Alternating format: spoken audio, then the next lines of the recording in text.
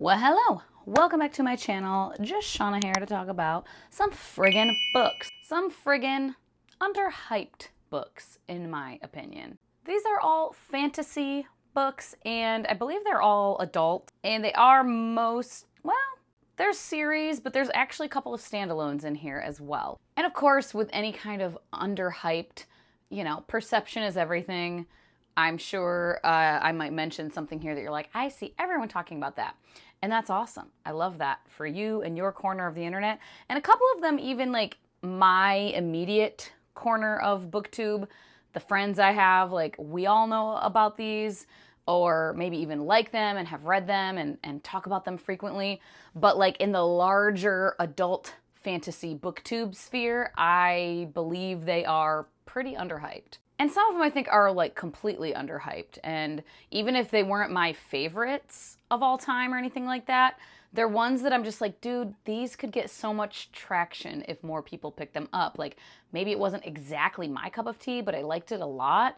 And I think there's a lot of people in this sphere who would really love it and should give it a shot, These are also in no particular order. They're not ranked or anything like that. They're just 10 books/series that I think deserve a little more traction. First up is the Manifold Wars duology by Foz Meadows, An Accident of Stars being the first one. This is the re-released, re-edited version. This is adult portal fantasy. We're following a cast of characters here. It's a queer normative world. A very cool world that our main character gets pulled into. She lives in our like modern Earth, our world, and yeah, she goes through a portal, follows someone through a portal, and ends up in this very fantastical world.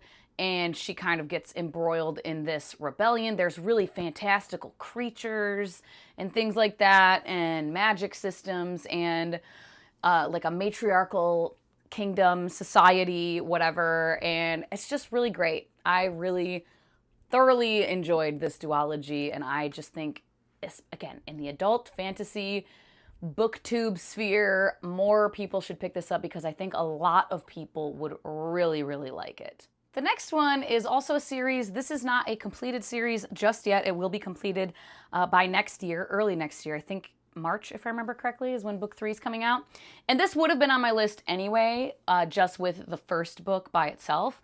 But it's definitely on the list with the second book, which I recently read and fucking loved and gave 5 stars. But that is The Nightingale and the Falcon series. Judas Blossom and Blood Dimmed Tide are the first 2 books that are out right now by Stephen Arion. First of all, I love these covers. They're so pretty and fun and whatever. These are historical fantasy. It is set in, it's kind of in different areas, but in the general area of modern day Iran, Iraq, etc., the Middle East. We are following the Mongols as they come in and are just, taking over everything, the Mongol Empire. We are following one of the Khans who is taking over Persia. Stephen Arion is Persian himself. And yeah, we're following him and a couple other characters. There's like 4 main characters really, and they're all kind of interconnected in different ways. We have a Persian rebel who is kind of undercover being a spy in the Mongol Empire. We have the leader.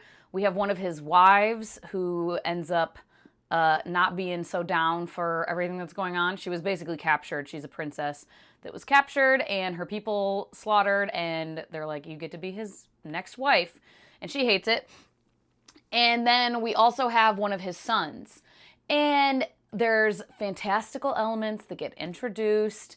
There is this group of people called the Kozan or Kozan, I'm not sure the pronunciation, but they are near immortal, and that's where the fantasy elements come in. Obviously also just like, without that, it would just be like historical fiction because we're following people who really existed in history, some of them. And it's just a fictionalized version of some of these events, but some of it is historically accurate. There's battle scenes. There's a little bit of military stuff. That was my only thing with the first book. There was a little bit too much of like military strategizing and seeing like battles happening and like following the battle really closely for my personal reading taste. I still gave this one like 4.5, I think. At least 4. And then, yeah, this one I loved. We get more of the Cozen in this one. They don't get introduced till towards the end of this first book. And then we're following them a lot more closely in this. And they are like, basically like getting their hands in like global politics and stuff. They are manipulating events and doing it like in a very subtle way where people don't even know that it's happening. And this group of people is kind of split. There are some of them that feel one way and have like this one kind of value system. And then the other few of them, there's not very many. There's like 6 or so of them total, I think, existing in the world that they're aware of. And the other ones have like a very different set of values and beliefs and how they think they should use their powers and whatnot. And it's so fascinating. And yeah, again, I just think so many people would really, really like this. Not everyone, of course, but more people need to pick it up. There's also a queer relationship in this one. And there's just so much discussion of like identity and pride in like your culture and, you know, colonialism. Obviously, imperialism is a thing here, as you can imagine, and people trying to fight to protect and preserve their culture and their society and their history and everything. And I just think it's so good. Next is technically a little different because this one is fantasy romance, but it is Reign and Ruin, the Mages of the Wheel series by J.D. Evans. I've talked about this one extensively, and recently I started rereading it, so I've talked about it recently. And yeah, I just think it's such a great blend of the fantasy elements and the romance. We have several characters we're following in this first book. We're following basically a princess, the Sultana. Her dad is the Sultan, and magic is dying in their kingdom, and there is, again, kind of elements of imperialism, colonialism. There's this other kingdom that is taking shit over everywhere else, and they hate magic. And so she's just like, if they come here, if they make it here, and we are in our current state of like not being very strong, being very weak, magically, everything politically, like we are in like torn apart, basically. She's trying to gather the shit and make them stronger because she knows that if this kingdom gets there, like they're going to be eradicated. Their whole way of life is going to be eradicated and people will be killed, slaughtered, etc. So she is trying to create alliances. There's a lot of like political subterfuge, political scheming, and just strategizing. She's so smart. She's so smart. And the magic is really cool. It is like elemental magic. So you're born of a specific magical house, you know, if it's like the house of air or fire or whatever. And different people who have these magical abilities like have different levels of the magical abilities. So you're like either a weaker mage or a stronger mage. And yeah, she is trying to put together this wheel of mages and make them all stronger. If they have this wheel put back together of these specific mages in each house, then everyone in the kingdom will have more powerful magic. So that's what she's going for, and, you know, things ensue from there. Romance is done so well in these books.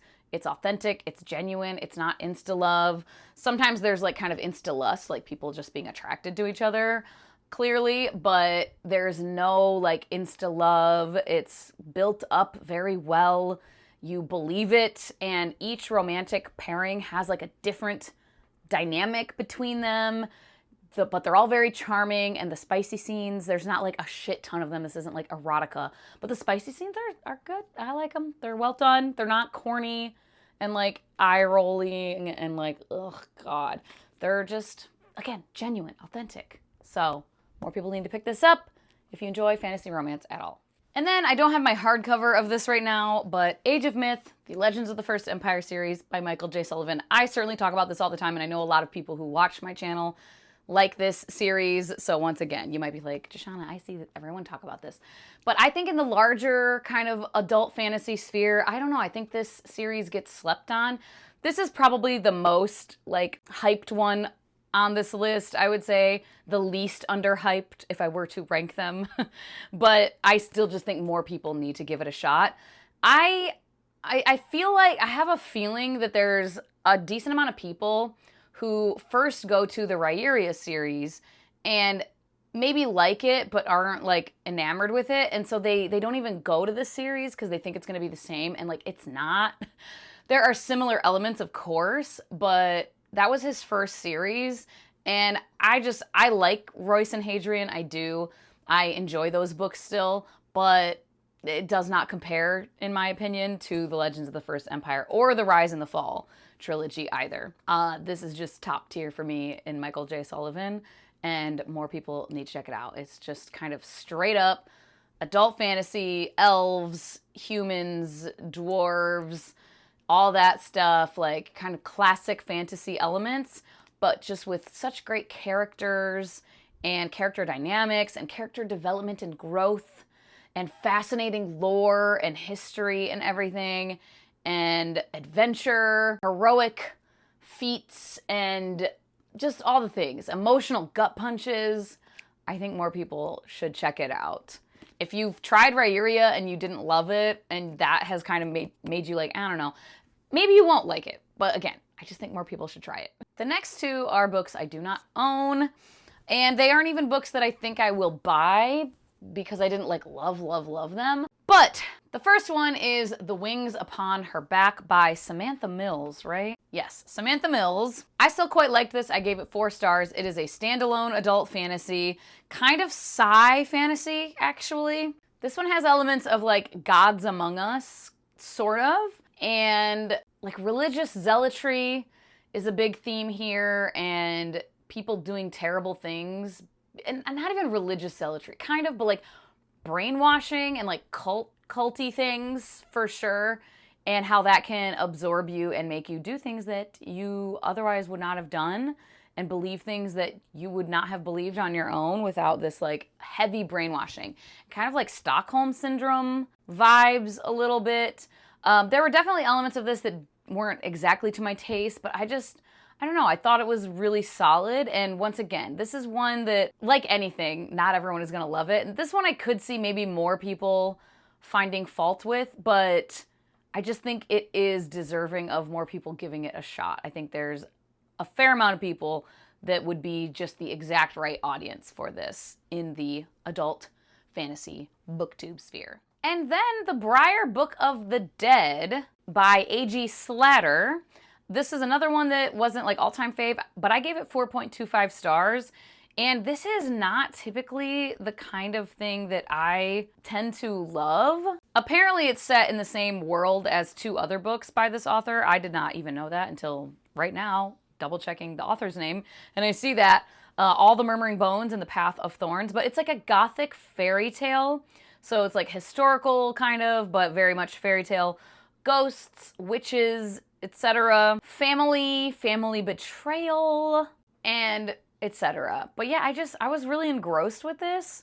Again, it's not one that I own, and I don't think I would probably reread it, but I quite enjoyed it, and I definitely think this one, probably even more so than the last one, has like would have a pretty large audience of people who would really enjoy it. You know, people who like that kind of like gothic, witchy, atmospheric stuff that usually isn't my taste, I think would probably have a really good time with this. This next one is one that in my kind of little corner of BookTube, I certainly think a fair amount of people have picked it up and checked it out, and a lot of people have really liked it. A couple people haven't loved it so much. But again, I just think in the larger adult fantasy sphere, more people could stand to pick it up and check it out, and that is The Final Strife by Sada El-Arifi. Who is surprised? Probably nobody. Even though the 3rd book in the series wasn't the solid landing that I hoped and desperately wanted it to be, that was the weakest of the series for sure for me. But overall, I still just think it is such a cool world. It's such a cool fantasy world. If you are like me and you really love interesting and like just fascinating like history and lore, and like people changing history, and you like getting things revealed as the books go on, you're like, wait, what is the truth of this world? We don't even know really. And if you like any of that, check this out. It's in a completely made up fantastical world, very African inspired, but we have a caste system where it's based on blood color. So it's not like based on skin color or anything like that, but it is based on your blood color. And if you're at the bottom of those rungs, you are getting the total shit end of the stick. Very much oppressive vibes, just oppression, major oppression, violent oppression happening. And we are following three main characters who are all each of like one of these different three blood colors, blood types. And they're friends. They get to know each other. Well, they're not all friends immediately, but they get intermingled with each other and things ensue from there. That's all I'll say. But yeah, I just think a lot more people should pick it up and check it out. I think it deserves to be up there with like kind of the fantasy booktube darlings, I guess. And I will say too, this author now, this was her debut, and now she has another series that has been started. The first book is Feybound, and that one, I've seen more people pick that one up, probably because it's like touted and marketed as fantasy romance, which I get. I didn't like that one as much. I still liked it. Like, I still found it like an easy enough read and like an entertaining enough time.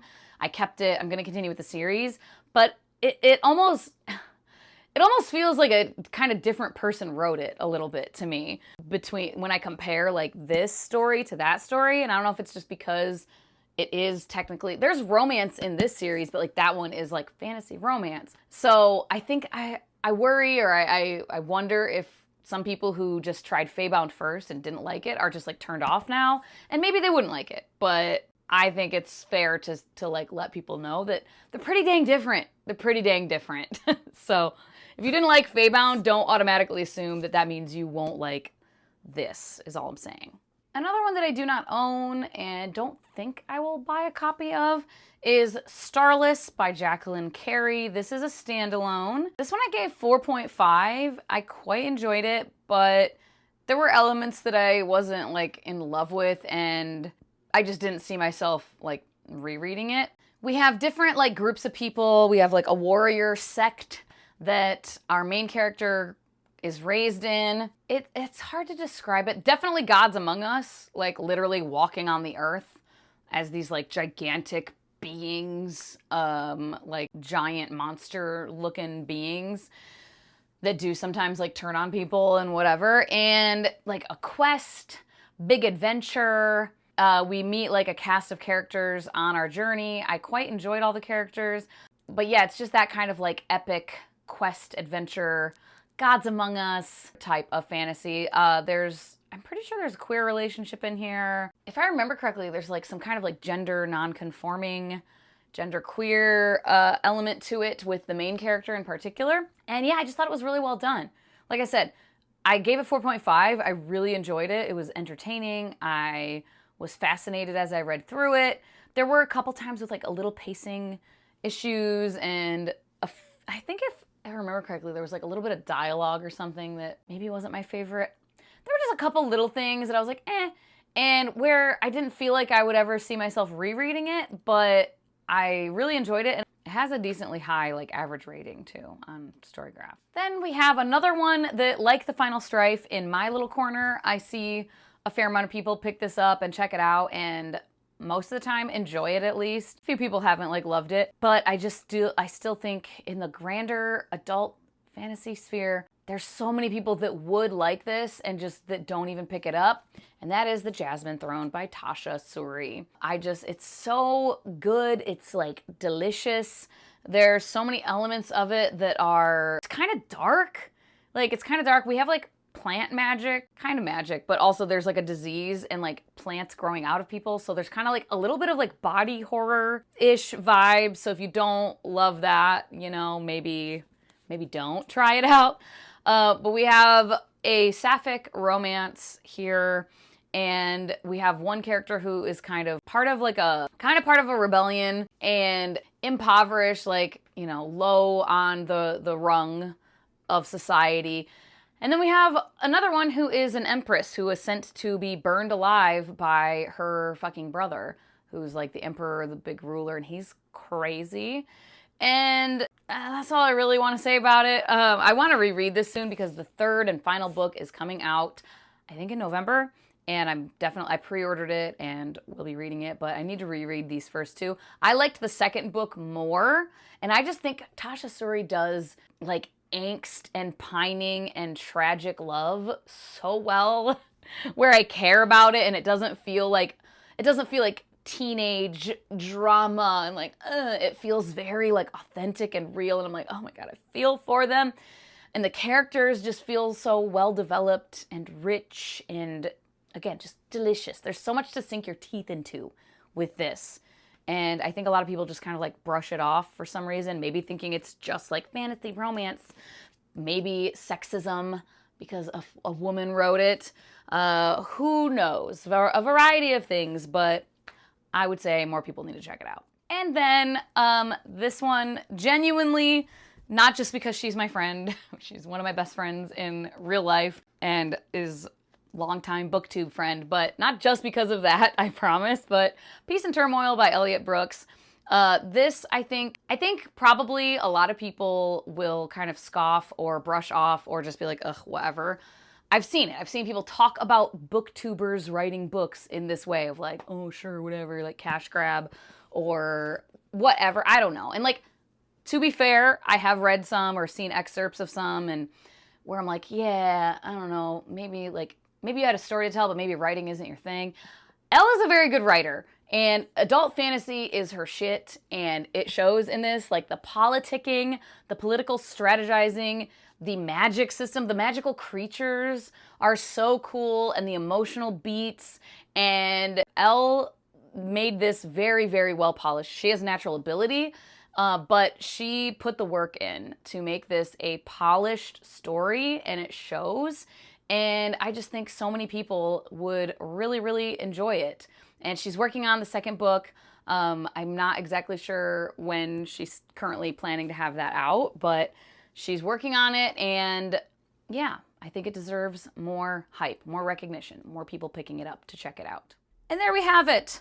Some books that I think deserve a little bit more love, deserve more people picking them up and checking them out. Let me know any that you have as well in the comments. There's some you want to share, some other underhyped things, some that you're like, Deshauna, I don't even think you know about this book and I think you would like it.